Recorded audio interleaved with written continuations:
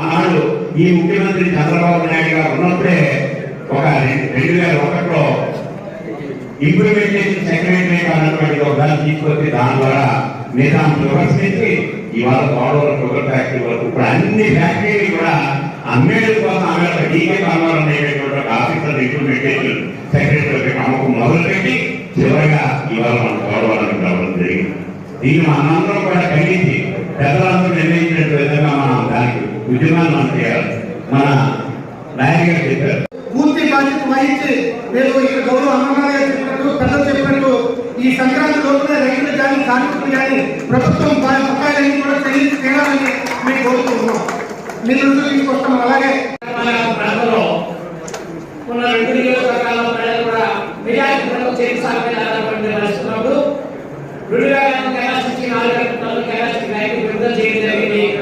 ఆ ప్రకారం 2 సంవత్సరాల రైతు ప్రమాణం రైతు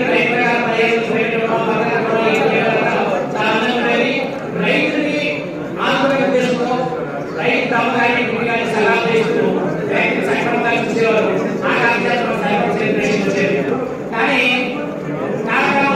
అధికారులకు సక్రమంగా గౌరవించే ఆలోచన రైతు ఇవ్వాలి, మానవులు ఇవ్వాలి, మానవులు కావాలి, మానవులు కుటుంబాలు ఇవ్వాలనే తెలుగు ఆలోచన విధానంతో ఈ ఫ్యాక్టరీ తీసుకొచ్చి 4 సంవత్సరాలు కూడా రైతు మెన్యూలు రైతు ప్రైవేట్కి మరి ఏంటంటే గతశీలంలో అంటే ఫ్యాక్టరీ చెప్తా కాదు. ఇప్పుడు మనందరికీ మన జిల్లాలో ఇప్పుడు 5% రాలేదు. అత్యంత దైన్య పరిస్థితి 5% రికవర్ రావడం వల్ల రైతు పేమెంట్ ఇవ్వడానికి కూడా లేని పరిస్థితి ఏర్పడింది.